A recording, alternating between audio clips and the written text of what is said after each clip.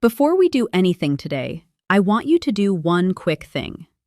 Hold out your hand. Either one. Palm facing down. Look at the skin on the back of it right now. 3 questions. Answer yes or no in your head. Question 1. Look at your elbows right now. Not from far away.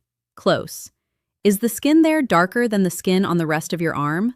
Like it has a shadow sitting on it that does not wash off. Question 2. Does the skin on the back of your hand look thinner than it did 10 years ago? Like it lost some of its thickness somewhere along the way. Question 3. Do you have any small skin-colored or yellowish bumps anywhere on your neck, your armpits, or around your eyes? Little soft bumps that just appeared one day. If you said yes to even one of those, what I am about to tell you in this video is not general health information. It is about what is happening right now in your body. Write your yes count in the comments. 1, 2, or 3. Just the number. Because I am going to tell you exactly what those signs mean before this video is over. And I promise you it is not what your doctor has told you. I'm about to reveal something that might shock you. Your skin has been sending you a warning for years.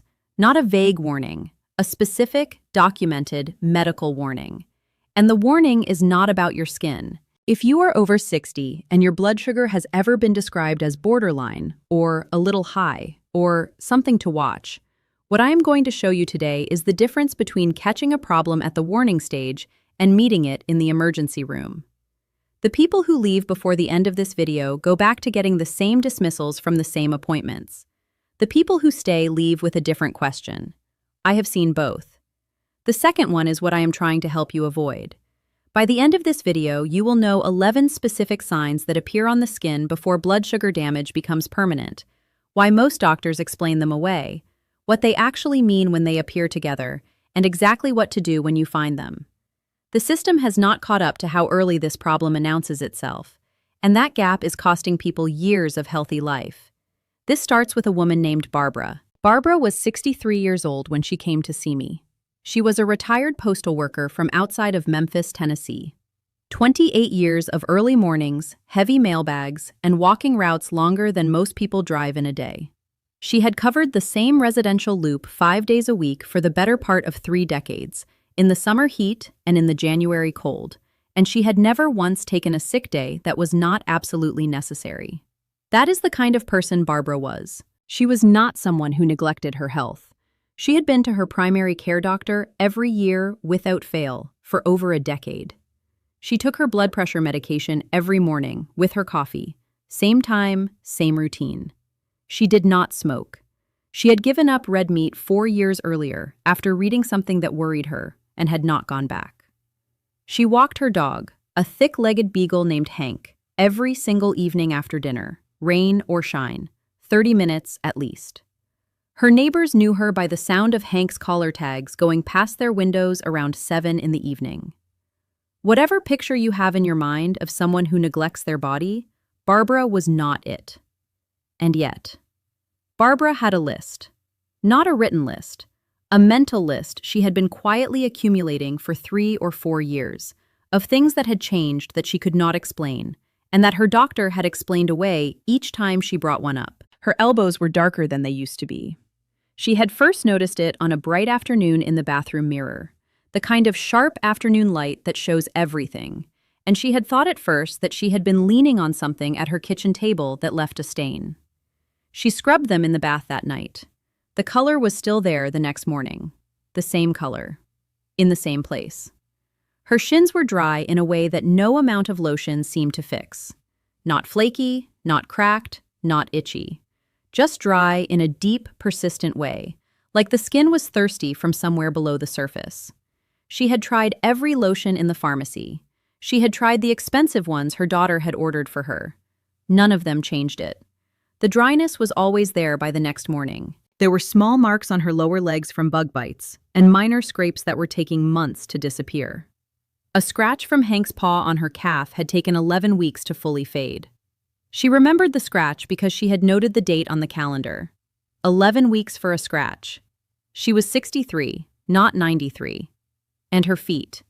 She had stopped wearing sandals 2 summers ago because of something strange happening on the tops of her feet that she did not have a word for. a slight color change around the toes, a slight difference in the texture of the skin on the upper foot. Nothing she could point to and say exactly what it was, just different from what her feet had looked like for the first 6 decades of her life. She had brought up the elbows at her last annual appointment. Her doctor had glanced at them briefly, said, "Dry skin," recommended a heavier moisturizer. She had mentioned the shin dryness. Same answer, different moisturizer. She had not mentioned the foot changes because she did not know how to describe them in a way that would not sound like she was dramatizing something minor. Her blood work from that appointment had come back with a fasting glucose of 101. Her doctor had noted it in the chart with the words, "borderline, monitor." He had not ordered a fasting insulin test. He had not asked about her skin at the same appointment he reviewed her glucose. He had not connected the two conversations because, in the standard 15-minute appointment, there is rarely time to connect things that appear unrelated. But they were not unrelated. Barbara had 8 signs on her body that a single process had been producing for years. That process had been running silently while her fasting glucose sat in the normal range, and her annual checkups told her everything was fine. Not one of those 8 signs had ever been identified as what they actually were. That is what this video is about. Before I name the signs, I need to show you 60 seconds of biology, because without it, the signs will not make sense. And with it, you will never look at your skin the same way again. Before I name the signs, I need to give you 60 seconds of biology so everything that follows makes sense. Because these are not random skin problems. Each one is a direct physical consequence of what elevated insulin does to specific tissues in the body. Once you understand the mechanism, you will never look at these signs the same way again. When your cells stop responding to insulin efficiently, your pancreas does what any rational system does. It produces more insulin. The problem is that elevated insulin is not a neutral condition. High insulin is a biologically active state that does things to your body, to your blood vessels, to your skin cells, to your nerves, to your fat distribution, that have nothing to do with blood sugar itself. Here is the part that most people do not understand. Your fasting glucose can look completely normal on a standard blood test, while your insulin is running at 3 or 4 times the optimal level. The glucose stays quiet because the elevated insulin is doing its job, forcing sugar into cells. But while it does that job, it is also overstimulating receptors in skin tissue, thickening the walls of small blood vessels, reducing the signal quality in the nerves in the feet and lower legs, and changing how fat is metabolized and deposited. The damage accumulates. The blood test looks normal, and the evidence appears on the surface of your skin. Insulin receptors in skin cells respond to elevated insulin by changing how the cells grow, how they produce color, how they hold moisture, how they heal. The small blood vessels that feed the skin begin to thicken their walls over years. The nerves that serve the skin begin to lose their signal quality. The fat metabolism changes in ways that deposit material in places it does not belong. The result is visible, right there on the surface. 11 specific signs that a trained eye can read like a report. I am going to show you how to read that report. And the last thing on this list is the one that changes the entire question from, "What do I do about my skin?"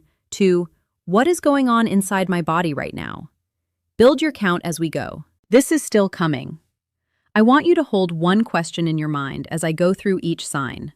The question is not, "Do I have this?" The question is, "How many of these do I have?" Because 1 sign is interesting. 3 signs is a pattern. 5 signs is a message your body has been trying to send you for a long time, and nobody has translated it. Sign number 1, dark velvety patches in skin folds.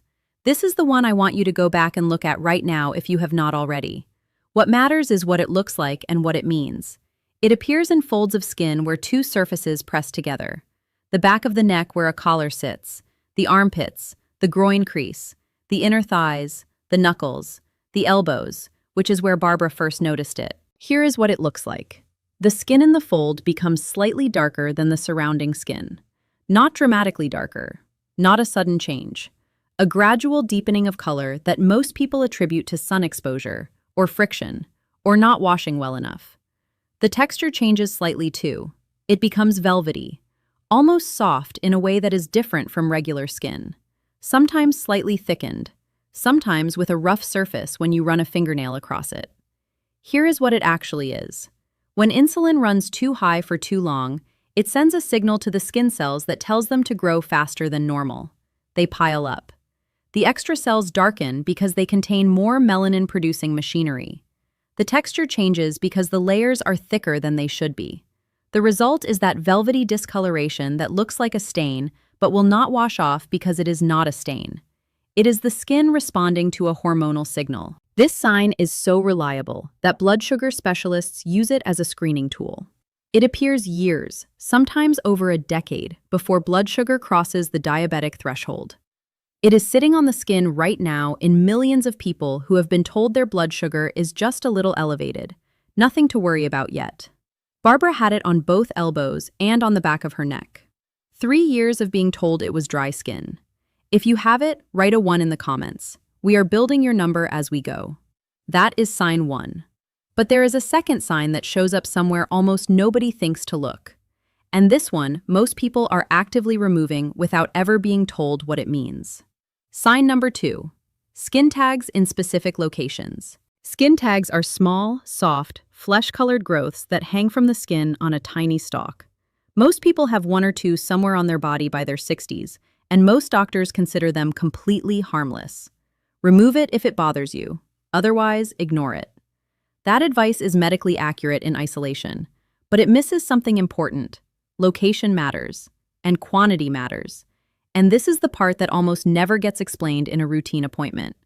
Skin tags that appear in clusters, more than 2 or 3, in the armpits, on the neck, around the eyelids, or in the groin area, in someone over 60, are a sign that insulin has been running too high in the blood for a long time. The same thing that causes the dark patches causes the skin tags. The high insulin tells skin cells in these locations to grow faster than they should. The stalk forms. The tag grows. 1 or 2 is chance. Clusters of 3, 4, 5, 7 in the armpits and neck and eyelids in a person with borderline blood sugar is a pattern that the research has documented clearly as a metabolic signal. Barbara had 7 skin tags, 3 clustered under her left arm, 2 on the right side of her neck, 2 near her right eyelid. Her dermatologist had removed 2 of the neck ones 2 years earlier as a routine procedure and made no further comment. No connection was drawn. No follow-up test was ordered. Nobody ever told her that the pattern of those tags, in those locations, in someone her age with a fasting glucose of 101, was a textbook presentation of chronic insulin resistance in the blood sugar research. She had been walking around with the answer on her neck and nobody had read it. If you have multiple skin tags clustered in the armpits, neck, or eyelids, add a point to your number. Sign number 2. 9 more to go. The next one is the sign most people are fighting every single day without knowing it has a name, and nobody has ever connected it to their blood sugar. Sign number 3. Dryness that no lotion fixes. This is not regular dry skin. Regular dry skin responds to moisturizer. It feels better after a bath. It improves in humid weather. The dry skin I am describing is different in a specific way. It does not respond to topical treatment because it is not coming from the surface. It is coming from inside. Chronically elevated insulin damages the small blood vessels that supply nutrients and moisture to the outer layers of skin. When those vessels are compromised, the skin cannot maintain its own hydration properly, regardless of what you put on it from the outside. The moisturizer sits on the surface. The problem is 3 layers down. The locations where this appears most specifically are the lower legs and the shins. This is because the small vessels feeding the skin are longest and most vulnerable in the lower extremities. The dryness tends to be persistent and deep, not flaky in the way that psoriasis or eczema produces flaking, more like a dullness, a lack of the natural softness that healthy, well-supplied skin has. Barbara described her shin skin as thirsty. That was exactly the right word. The skin was thirsty because the tiny vessels that should have been delivering fluid and nutrients were already showing the early architectural changes that years of insulin resistance produces. If your lower legs feel persistently dry in a way that has never fully responded to any lotion or cream, add this to your count. Sign number 3. 8 more. The next one is the one that most people over 60 chalk up to getting older. but there is a very specific version of it that has nothing to do with age. Sign number 4, slow healing cuts and scrapes. This is one that most people over 60 attribute entirely to aging. And aging does play a role, but the specific kind of slow healing I am describing is different from normal age-related changes in wound repair, and the difference is measurable. High blood sugar and high insulin slow down wound healing in 3 different ways. First, elevated blood sugar thickens the fluid around cells, slowing the migration of the cells responsible for building new tissue. Second, the damaged small blood vessels I described cannot deliver the oxygen and nutrients that wound repair requires at the rate a healing tissue needs them.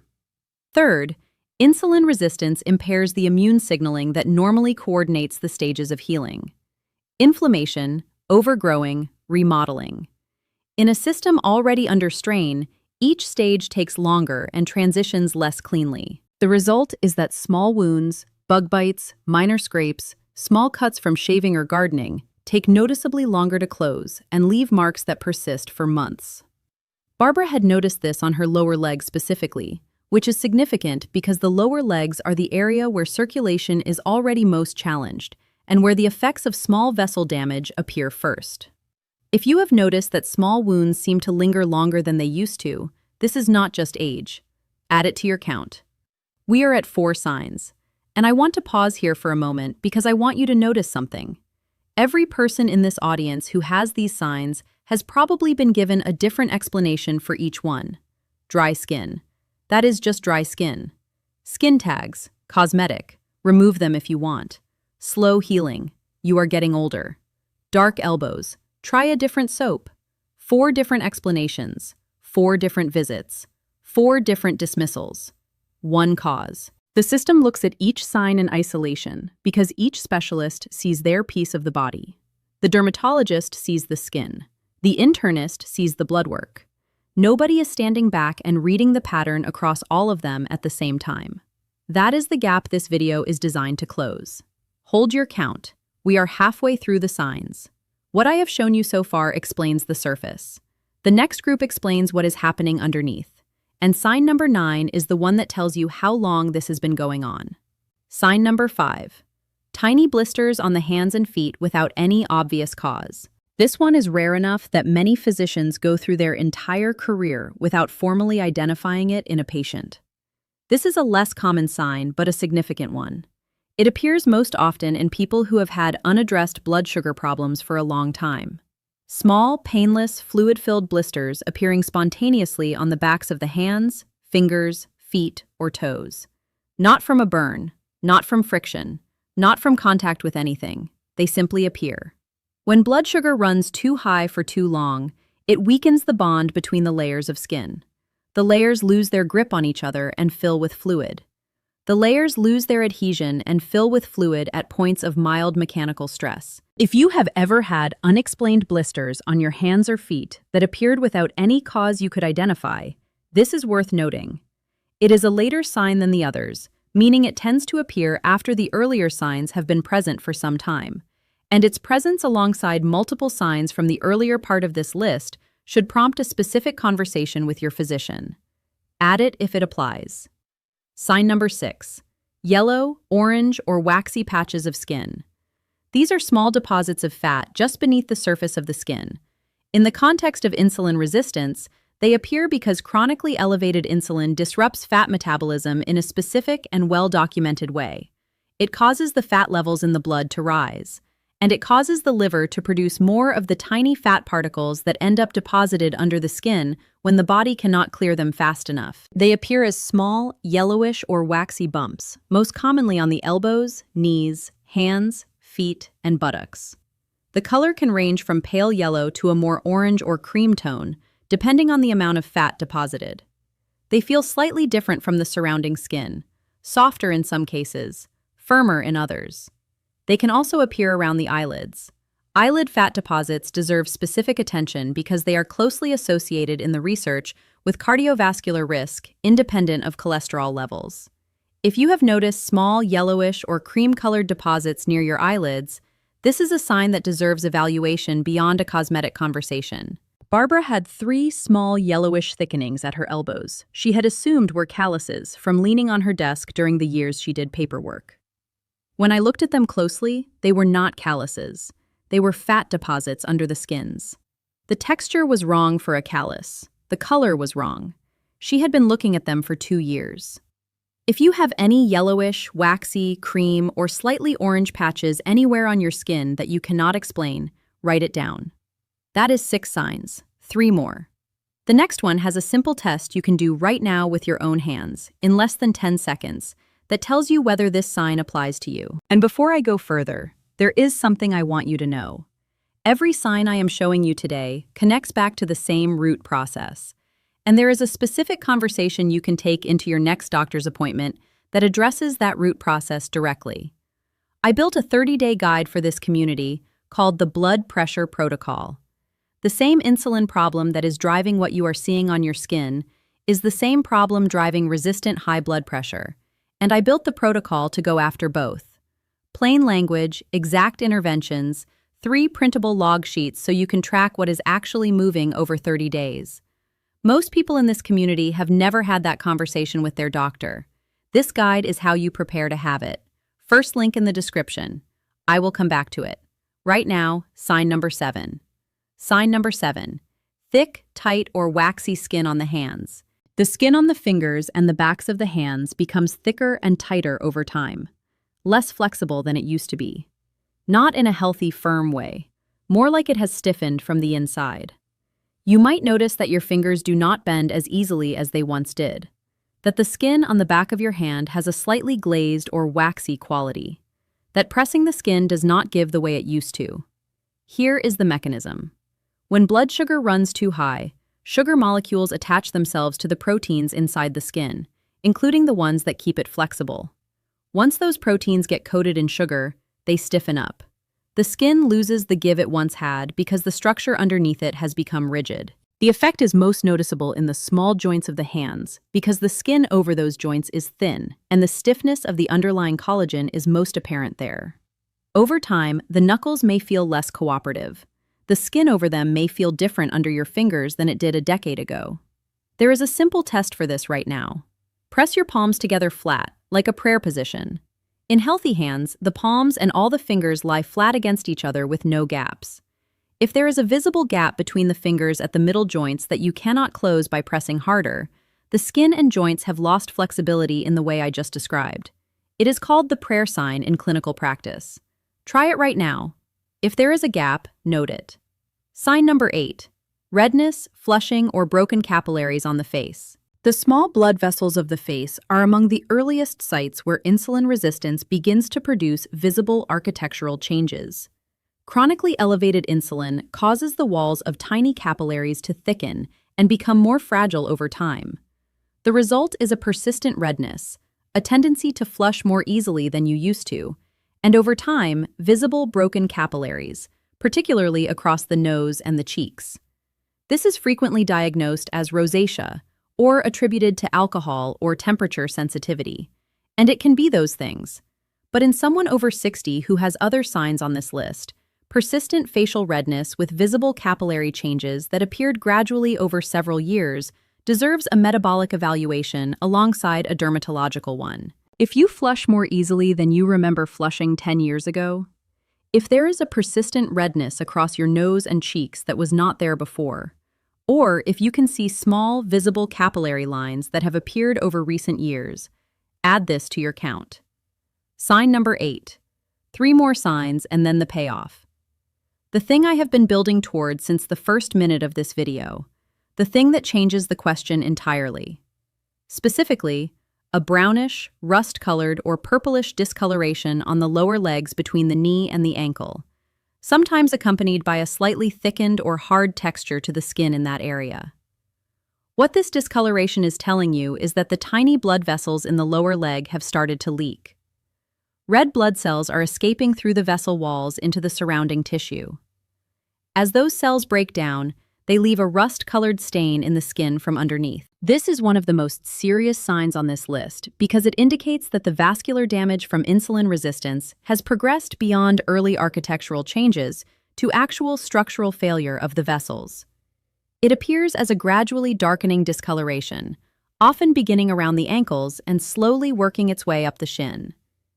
If you have any brownish, rust-colored, or purplish discoloration on your lower legs that has been attributed to bruising, aging, or poor circulation without further investigation, this needs to be specifically evaluated. That is 9. 2 more before the most important thing in this video. The thing I have been carrying since the first minute. What comes next changes the entire question. Sign number 10. Loss of hair on the lower legs and feet. Almost everyone over 60 has been told this is just aging. And it can be. But there is a location-specific version of it that is not aging at all. But in the context of this list, in someone who already has several of these signs, it means something specific. The hair follicles on the lower legs and feet are some of the most demanding on the body structures in the skin. They require a reliable blood supply and healthy nerve signaling to cycle through their growth phases correctly. When the tiny blood vessels and nerves of the lower leg begin to show the effects of years of insulin resistance, hair follicle function is one of the first processes to be compromised. Not dramatically, not all at once, gradually. The follicle stops cycling, the hair falls in the normal shed cycle, and the replacement growth does not return. The loss begins on the tops of the feet and the lower shins. Most people notice it only when comparing their legs today to a photograph from years earlier, or when someone points it out. If you have significantly reduced hair on your lower legs or feet alongside other signs on this list, count it. Sign number 11. Pale, cold, or mottled skin on the feet. This is the most downstream sign on this list. It reflects a state where the blood supply to the feet has been compromised significantly enough that the skin itself is visibly affected. Pallor, a grayish or slightly bluish tone, a coolness that persists even in a warm room when the rest of your body feels comfortable, or a mottled appearance, patches of pink and white and gray, as the blood supply becomes uneven across the surface. Healthy feet in a warm room have consistent color. Pink. The circulation is doing its job and the skin reflects it. Feet that look pale or mottled, or that feel persistently cool when the rest of you is warm, are showing you that the blood supply to the lower extremities has been meaningfully compromised. If you see this on your own feet right now, I want you to hear this clearly. This is the conversation to have at your next appointment, not the one after that, the next one. Now. How many did you count? Write your number in the comments right now, 1 through 11, whatever your honest number is. I am going to read them. If you counted 0 or 1, today is the best possible day you could have found this video. The biology I am about to describe applies to you as prevention, and prevention is infinitely easier than reversal. If you counted 2 or 3, your body has been signaling for a while. There is still time to change what those signals lead to. If you counted 4 or more, I want you to hear something clearly. You did not fail. The system failed to translate what your skin has been saying. This video is the translation. Before I give you the single most important piece of information in this video, I want to describe something that I think explains why Barbara went 9 years without anyone connecting what was happening. Because I think this experience is familiar to most people watching right now. When Barbara sat in an exam room, the appointment was 15 minutes. The doctor reviewed her blood work. He noted the glucose of 101. He said, "Borderline, we will watch it." He asked if she had any new symptoms. She said her elbows were darker and her shins were dry. He looked briefly at her elbows. He said, "Dry skin." He recommended a moisturizer. The appointment ended. What did not happen in that 15 minutes? Nobody asked how long the darkening had been present. Nobody asked whether it had been getting gradually worse. Nobody examined the backs of her hands. Nobody looked at her neck. Nobody asked about skin tags. Nobody asked whether her wounds were healing normally. Nobody asked about her feet. Nobody connected the fasting glucose of 101 to the skin changes she was describing. Not because the doctor was careless, because the standard workup does not include a skin pattern assessment for metabolic markers. Because the 15-minute appointment cannot hold that conversation. Because the dermatologist who removed 2 of her skin tags was not looking at her metabolic panel. Because the metabolic panel was not looking at her skin. The result is what happens to most people in Barbara's situation. Each sign gets addressed in isolation and dismissed as minor. The pattern never gets assembled, and the process driving the pattern continues. I want you to also understand something about the number you counted. Your count today is not a diagnosis. It is a signal strength reading. 1 sign is a low signal. 3 signs is a medium signal your body has been sending for a while. 5 signs or more is a strong signal that has been transmitting for a long time and that the standard blood work has not yet been detecting. And the most important thing about that signal is what it is actually saying. And here is the result that broke Barbara's case open. The number her doctor had never ordered. The one that explained every sign on that list. I want to tell you what Barbara's test results looked like, because this is the part that changed everything. When Barbara came to see me, she brought her most recent blood work. Fasting glucose, 101. Hemoglobin A1C, 5.8. Both of those numbers were in the range her doctor had labeled borderline, watch it, nothing urgent. By the standard screening criteria, she did not have diabetes. She did not have prediabetes by the HbA1c definition, which requires 5.7 or above. She was at 5.8, technically in the prediabetes range, but only barely, and her doctor had described it as something to monitor. I ordered a fasting insulin test. It was not on the standard panel her doctor had been running. It is inexpensive. It requires the same blood draw. It just is not on the default list. Her fasting insulin came back at 26 microunits per milliliter. The optimal range is under 7. She was running nearly 4 times the optimal insulin level, while her glucose sat at 101, and her doctor called everything borderline. She had been in that state, based on the timeline of her skin signs, for an estimated 8 to 10 years. 8 to 10 years of her pancreas working overtime to keep glucose in range by flooding her system with insulin. 8 to 10 years of that insulin overstimulating the skin receptors that produced the dark patches at her elbows. 8 to 10 years of elevated triglycerides from insulin-disrupted fat metabolism depositing into the small bumps at her elbows that she thought were calluses. 8 to 10 years of thickening in the small vessels of her lower legs that made her shins thirsty in a way no lotion could reach. 8 to 10 years of slowed healing from those same compromised vessels. And on every annual blood panel, the glucose had stayed just barely in range because the insulin was doing its job. Heroically. At enormous cost. This is what the standard screening misses. The glucose is the last thing to fail. The insulin is the first thing to rise. And the skin is reading the insulin long before the glucose moves. I want to pause here for a comment. If you have ever had a doctor tell you your blood sugar is borderline, or a little elevated, or something to keep an eye on, I want you to type the word borderline in the comments right now. Just that word. Because I want to know how many people watching this are living in that gap between the normal label and the actual problem. And I want you to know that you are not alone in it. There is an appointment ahead of you that is different from every appointment you have had before it. You walk in with a number, not a symptom, not a feeling, an actual number from a specific test your doctor has probably never ordered. And the doctor picks up the pen and says, "What have you been doing?" That appointment is what the blood pressure protocol is built around. The interventions that move the number, the exact doses, the timing, what to bring to show your doctor the 30-day change. It is the first link in the description. If you are counting signs right now and your doctor has only ever looked at your glucose, this is the guide that closes the gap. First link in the description. Also, if you are not subscribed yet, hit subscribe now, because what comes next is the information that most changes what to do after this video. And this channel posts new guides every week built around exactly this kind of translation, from research to something you can actually use at your next appointment. Now, I need to tell you one more thing before I give you the reveal, because the reveal only fully lands if you understand the timeline. The research on insulin resistance and its visible signs estimates that the average gap between the onset of insulin resistance and a fasting glucose reading that crosses into the abnormal range is approximately 7 to 15 years. During that entire window, the standard glucose test looks at best borderline. The standard panel says, "Watch it, come back next year." But during that same window, the insulin is elevated. The skin cells are getting the signal to grow too fast. The small blood vessels are beginning to thicken.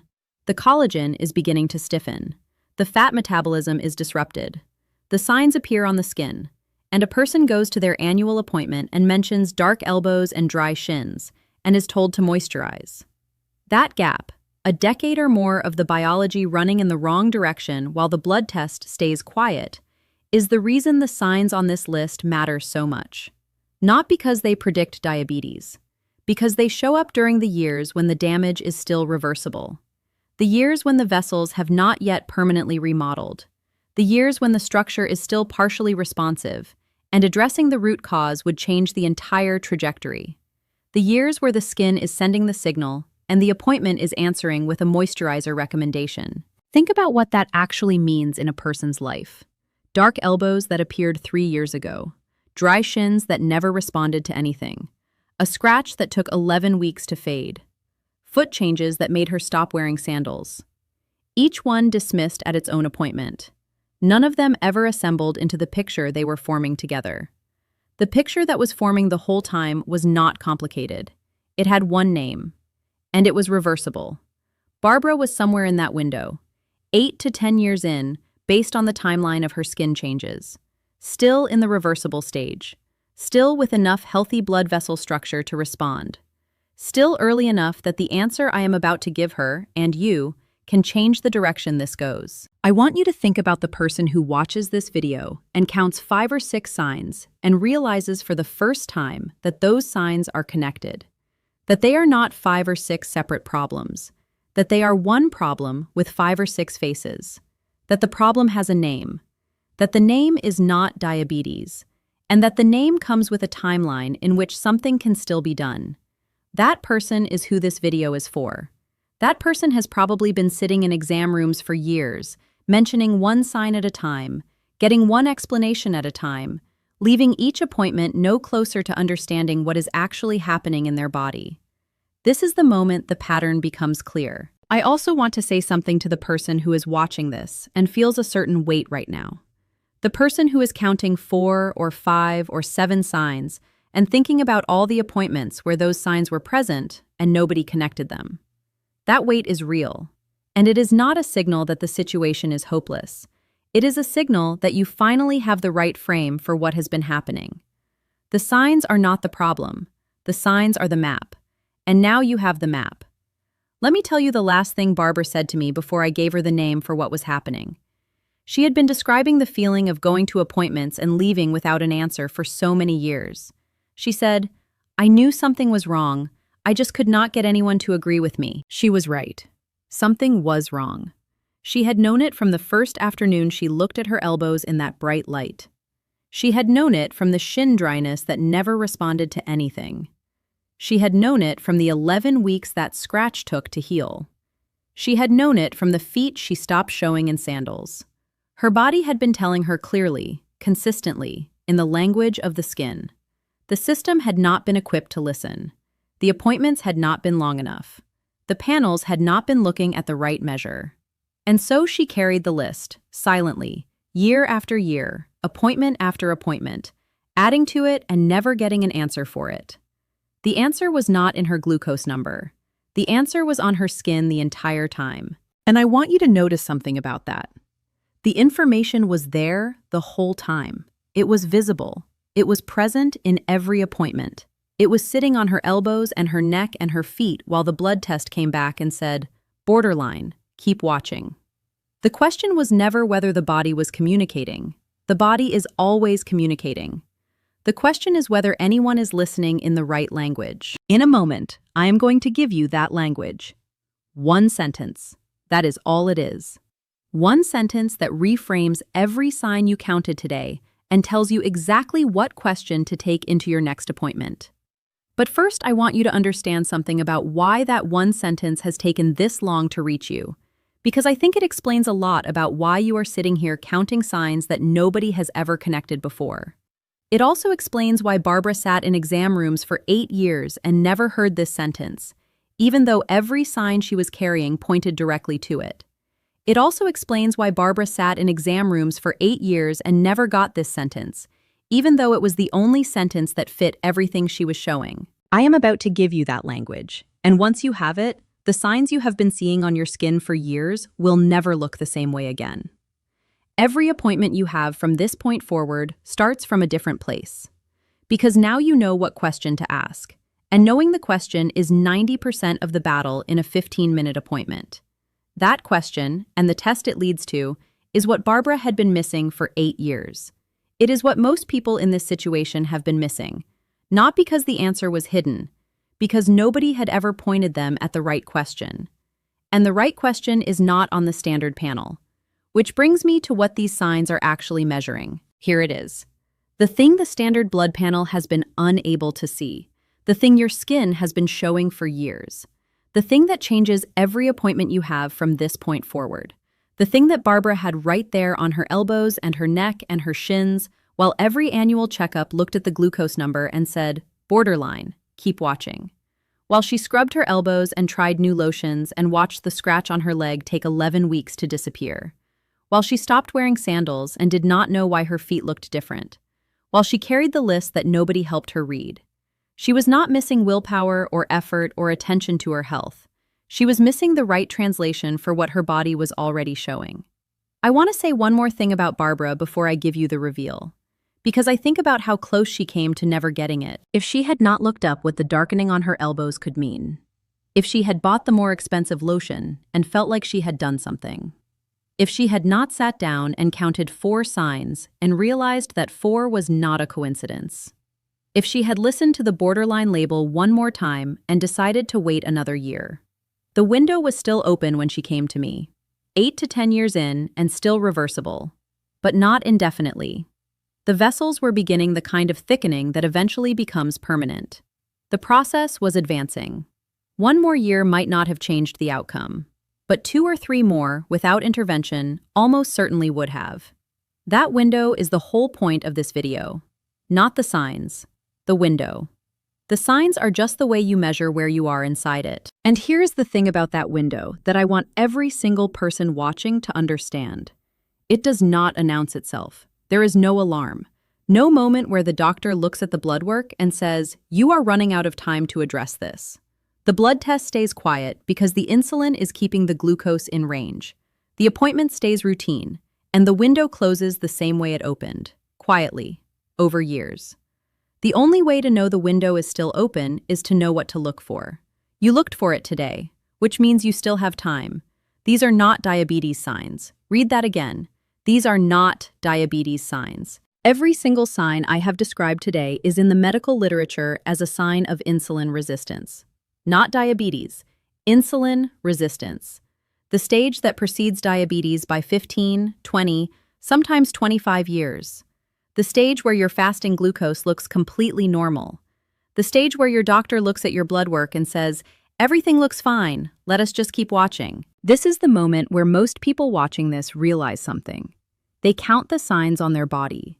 They think about the glucose number that has been sitting at borderline for years.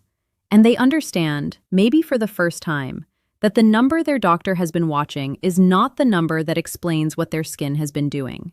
That morning is what I want for every person watching this. The morning where the number finally makes sense.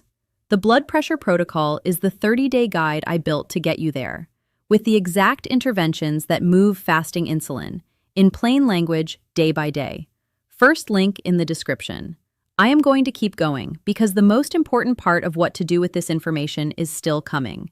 In 2019, the American Diabetes Association estimated that approximately 88 million Americans over the age of 18 had prediabetes.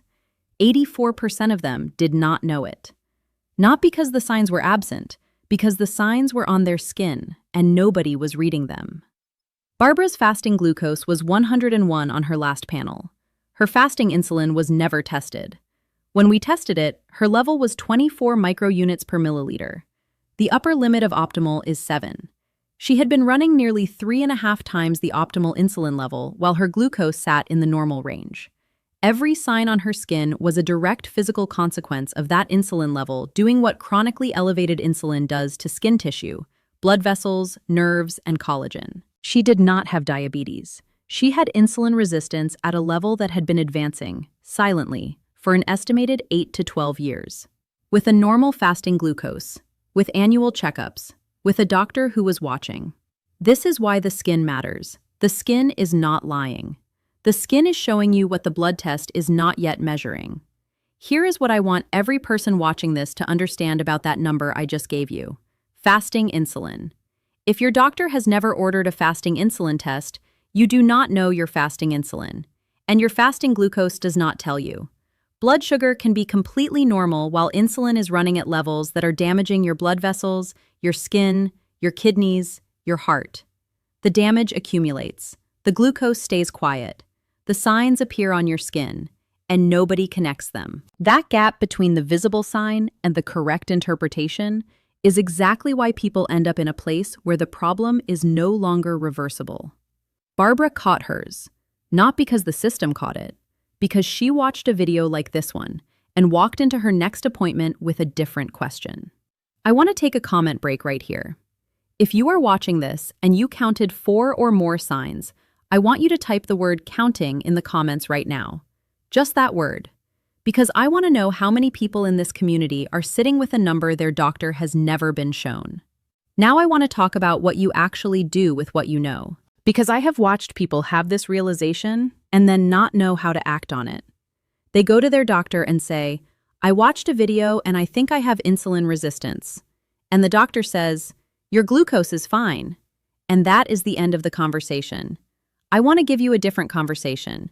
The single most important thing you can do after watching this video is ask your doctor for a fasting insulin test, not a fasting glucose, not a hemoglobin A1C alone, a fasting insulin.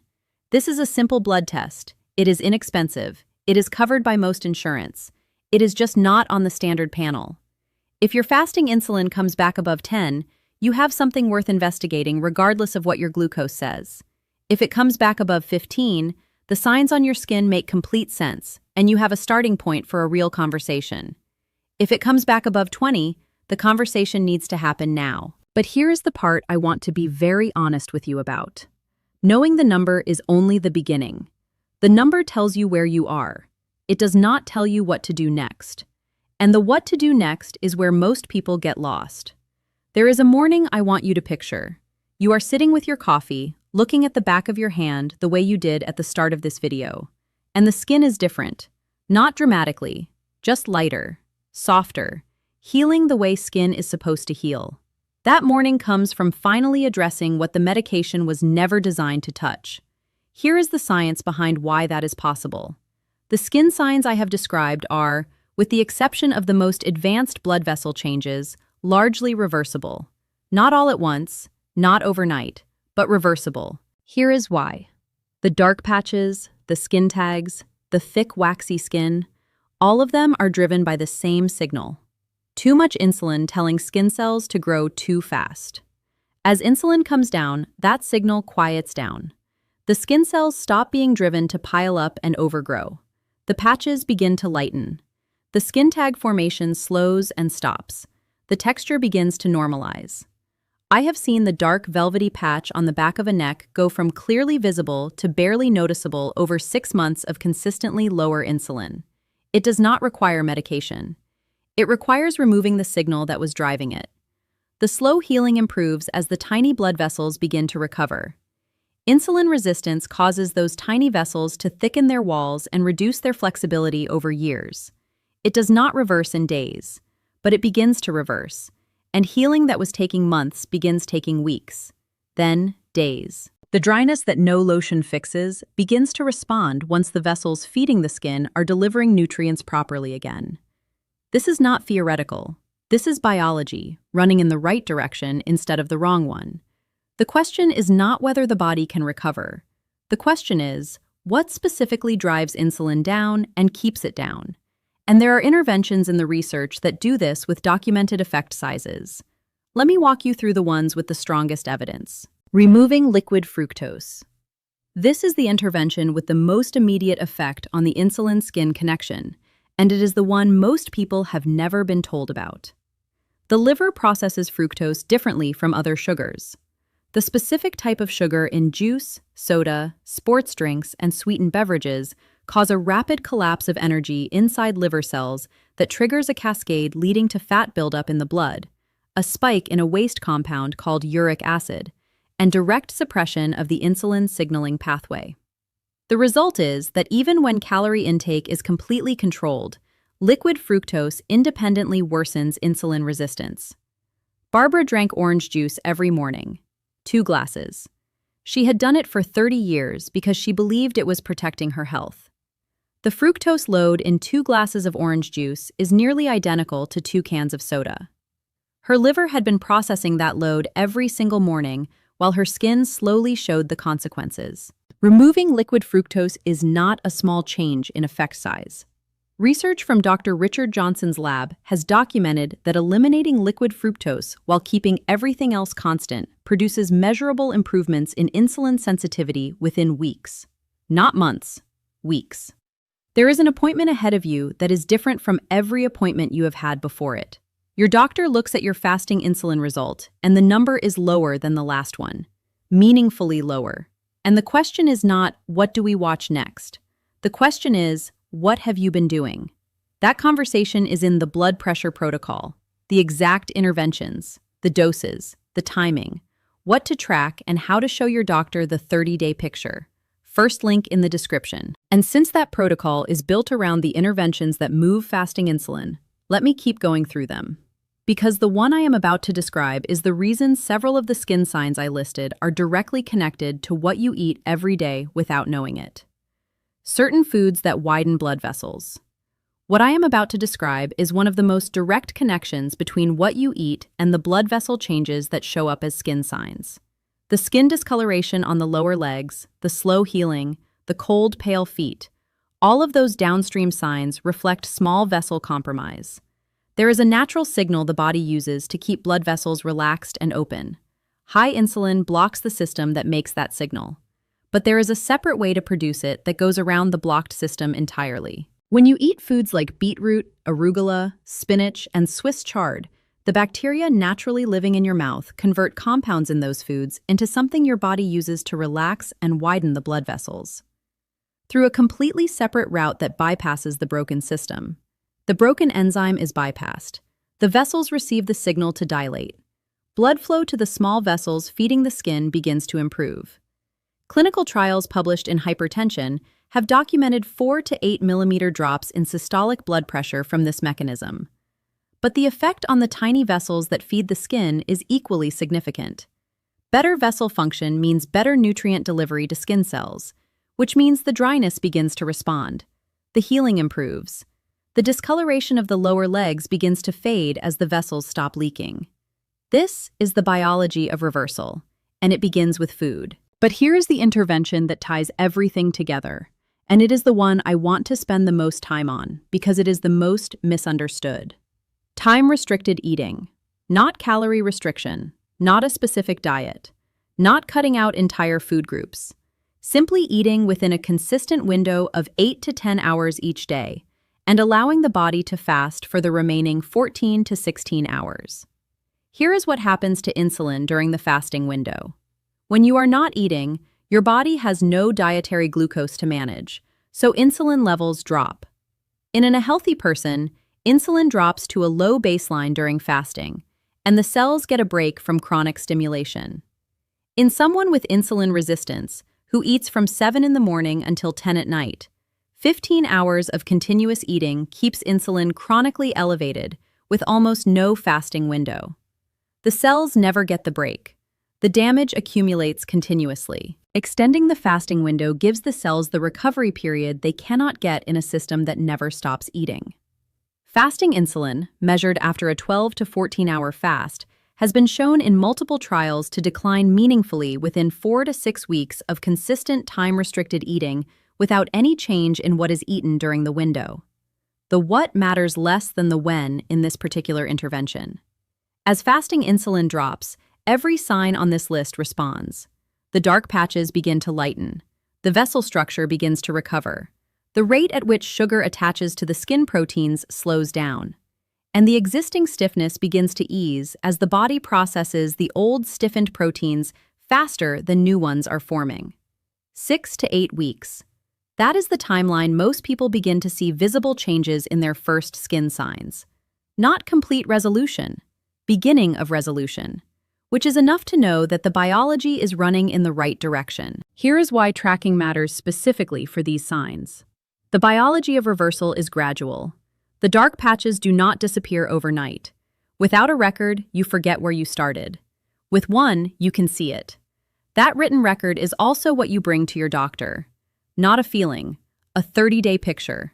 Now, the last intervention I want to describe is the one that works on the nervous system component, because several of the signs I described, the cold feet, the changes in skin texture on the lower legs, the mottling, reflect not just vascular compromise, but early nerve damage in the feet and lower legs. And the nervous system component of insulin resistance responds to a specific type of exercise that most people would not expect. Zone 2 cardio. Not vigorous exercise. Not anything that pushes you into breathlessness or makes your legs ache or requires you to recover afterward. Zone 2 is sustained movement at a pace where you can hold a full, comfortable conversation. Walking at a moderate pace, gentle cycling, easy swimming, the pace that feels almost too easy to be doing anything useful. It is not too easy, it is exactly right. The reason Zone 2 specifically matters for insulin resistance and its effects on the nerves in the feet and lower legs and skin vessels is that at this intensity, the working muscles draw on fat as their primary fuel rather than glucose. The sustained fat burning at this specific intensity is one of the most powerful signals the body has for helping the body respond to insulin better in the muscle tissue itself. As muscle insulin sensitivity improves, the pancreas needs to produce less insulin to manage the same amount of dietary sugar. The chronic overstimulation of the skin receptors decreases. The nerves in the feet and lower legs begin to receive better support from the recovering vascular supply. 20 to 30 minutes of Zone 2 movement 3 to 4 times per week. That is the dose the research supports for fasting insulin improvement, and the effect is measurable within 4 to 6 weeks of consistent practice. Here is what Barbara did. She was already walking Hank every evening. She added a heart rate monitor and slowed down until her heart rate stayed in the Zone 2 range.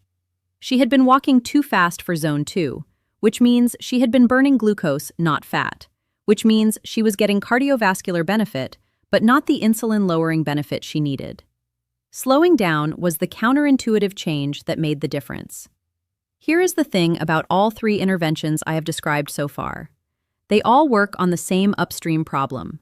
Lower the insulin, free the vessels, let the skin recover. But there is one more, and this one surprises people because it has nothing to do with food or exercise. It has to do with a mineral most people over 60 are running low on without knowing it. And without it, none of the other interventions work as well as they should. Magnesium.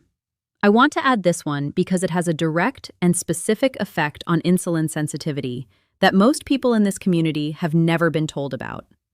Most adults over 60 do not have enough magnesium inside their cells, and the standard blood test for magnesium does not actually measure what is inside the cells. It measures what is floating in the blood. Those 2 numbers are very different. Magnesium is needed at several points for the body to respond to insulin properly. Without enough of it inside the cells, the body cannot use insulin the way it is supposed to. This means that even if your insulin is at a reasonable level, the cells cannot respond to it properly. Getting enough magnesium using a form the body can actually absorb, specifically magnesium glycinate or magnesium malate, rather than the cheap oxide form that most drugstore bottles contain, has been shown to help the body respond to insulin better and bring fasting insulin down in people who are deficient. Some people notice changes within 2 to 3 weeks. Barbara started magnesium glycinate in the evening. Within a month, she noticed that the night muscle cramps in her legs, which she had assumed were simply a feature of her age, had almost entirely stopped. The cramps were one more downstream sign of the same vascular and mineral depletion that was showing up on her skin. There is a morning I want you to picture. You look at your hands the way you did at the beginning of this video. You look at the back of your neck in the mirror, and something is different. The dark patch at the knuckle fold is lighter than it was 30 days ago. Not gone, but lighter. The skin on your shins responds when you put lotion on it in a way it did not before. The scratch from last week is almost invisible. Your body is moving in the right direction. That morning is not a promise. It is a real outcome that happens for people who address the root cause. The blood pressure protocol is the 30-day system I built to get you to that morning. 3 printable log sheets.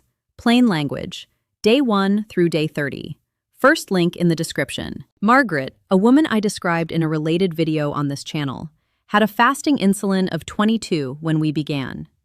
After 4 months of consistent intervention, including the ones I have described today, it dropped to 9. Her blood pressure dropped 11 additional points. Her doctor took her off 1 medication.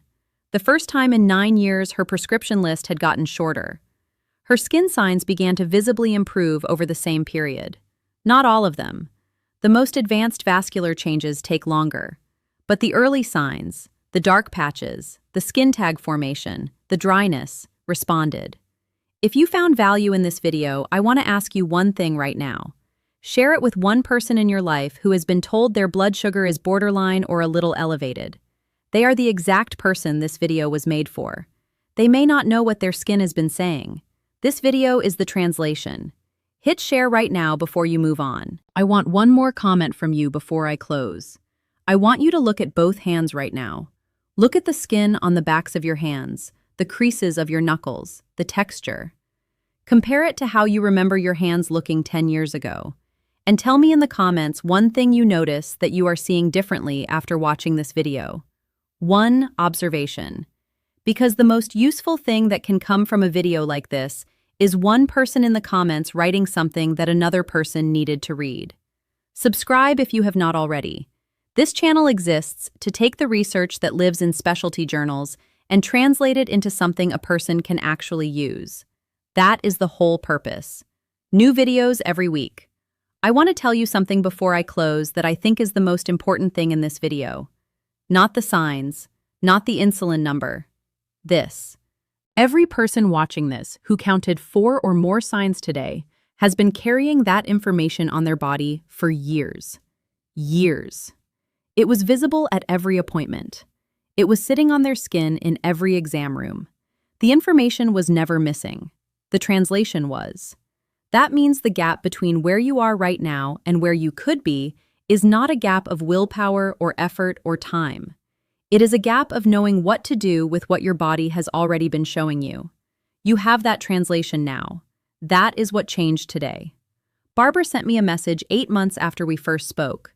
She said her elbows were lighter.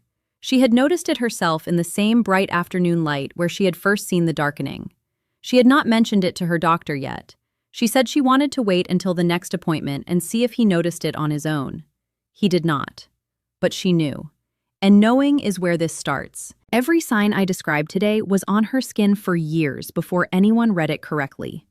Every sign I described today is reversible in the same direction. The biology that created those signs runs both ways, forward toward damage, backward toward recovery. You have 11 signs now. You have a number. You know what that number is actually saying. And you know that the number your doctor has been watching, the glucose, is not the number that has been driving the problem. The test that was never ordered is the one that would have explained every sign on your body. Ask for it at your next appointment. Fasting insulin. 2 words. It is on the same blood draw. It is the question that changes the appointment. That is what Barbara did. And 8 months later, she was standing in bright afternoon light looking at her elbows. Your skin has been talking this whole time. Now you know the language.